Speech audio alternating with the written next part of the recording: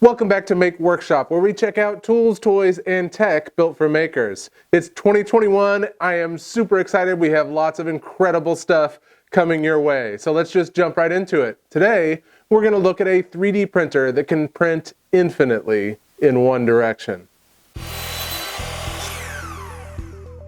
This is the Creality cr-30, also called Naomi Wu's 3D print mill. You may recognize Naomi Wu from the cover of Make magazine. You should go subscribe to the magazine to get all these wonderful, incredible stories. We'll touch more on that later. I believe this was a pet project of hers in collaboration with Creality to bring a belt printer to the market. So let's just tackle that right there. A belt printer. What is that? What is this printer? Why does it look so weird? Why is it so special? This is the latest iteration in something we've been seeing within the community for a few years, which is just called a belt printer, and that is a 3D printer that has a belt for a bed. We saw this years ago with a patented device from MakerBot, and since then we've seen a few variations that are eschewing the patented aspects to be able to bring the concept to market. And the idea is this: you have a belt for your bed so you can print parts over and over and over, and they're automatically moved out of the way. This specific shape and design that we've seen puts the head, the print head, the extruder, at 45 degrees to the belt, which means you can actually print an infinite amount in this direction, which is technically the Z direction. It gets confusing, I know. But you know what? Forget about which axis it is. The point is, you can put files in here that stretch off that direction for a very, very long time, basically till you run out of filament or run out of space. The cr-30 is a Kickstarter project. The Kickstarter is already done. It was successfully funded, and we have seen Creality put out printers in the past. So this is a product they're going to be selling very soon for just under $1,000. It comes shipped in the box in just a few pieces. You basically just have to bolt on these two pieces, and then this whole back frame is a single unit that bolts on. Assembly was very easy. It took me only a few minutes to get it assembled, and then I was printing. Let's go into a little bit of specs here. The print area is, of course, a little bit confusing because of the belt.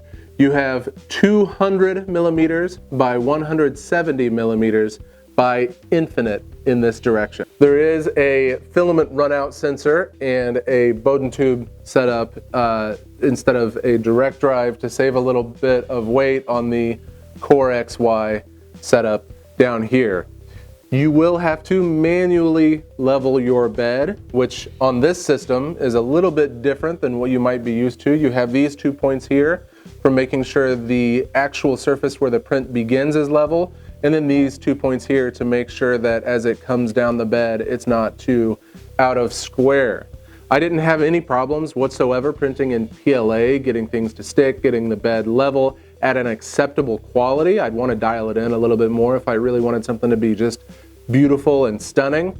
And one thing that's very interesting is that the support structure, since this is at the print head is at 45 degrees, things you normally would print without supports coming out away from the print head this way, you need supports with this machine, and things you normally would need supports on other machines going that way, you don't need supports. It's hard to explain, but if you look at these chain links that I designed, you can see they look like they're just kind of hovering out in the middle of nowhere.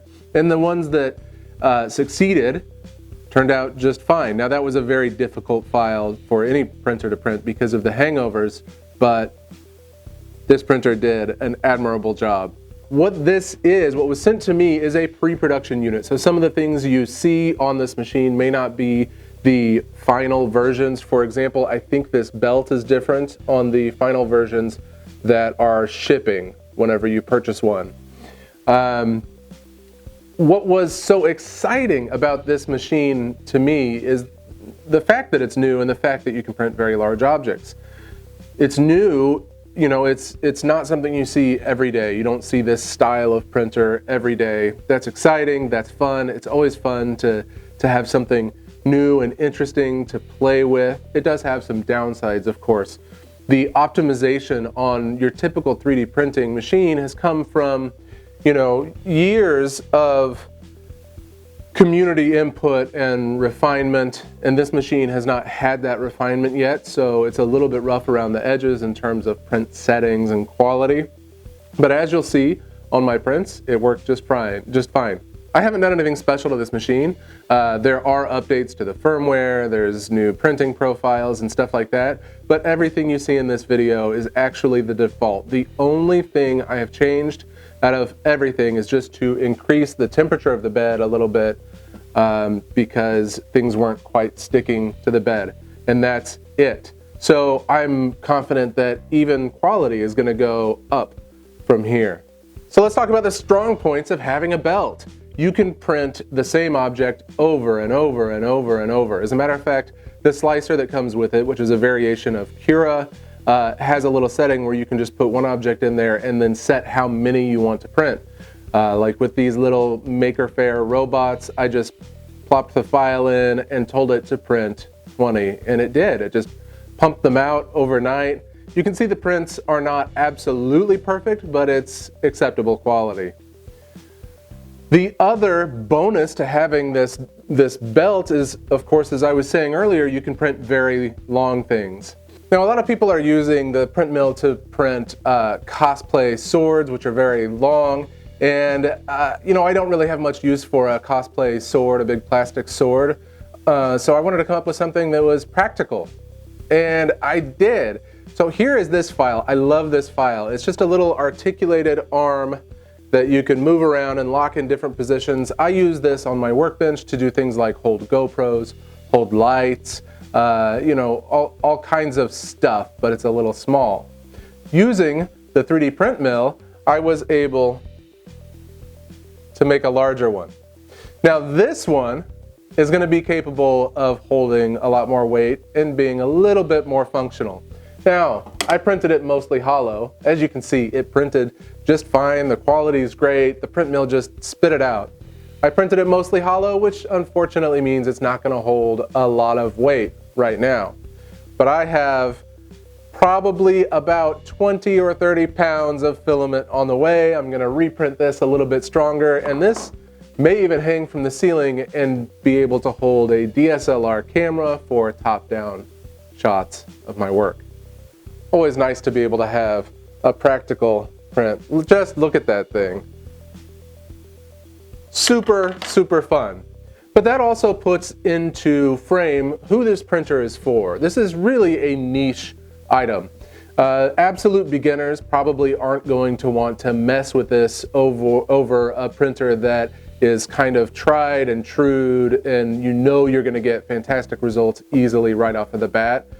This is more targeted towards somebody who is willing to tinker and is willing to, you know, put up with things not being absolutely perfect so that they can be on the cutting edge of technology. Somebody who needs to produce tons and tons and tons of an object and doesn't want to deal with setting up an automation system of their own. They can buy this, throw the files on it, and get it done with maybe a little bit of tweaking to their print profiles. Or if you have the edge case where you just really need to print long things. It happens. Some people have that need. They just really need to print long things. I see this as an absolute win for those niche cases and a pretty cool toy for people who are just really into the new tech and want to tinker. If you want to learn more about the print mill, right now you need to go to the Kickstarter for most of the information. I'll leave a link to that below. Hopefully they will update their site soon and you'll be able to get the final pricing and specs. As I said before, I believe it is just under $1,000 for the print mill. Thanks for joining us today. I hope you enjoyed it. Be sure to give us a thumbs up. It is super helpful on our YouTube channel to get those thumbs up. And subscribe so you don't miss any of the awesome stuff we have planned. See you next time.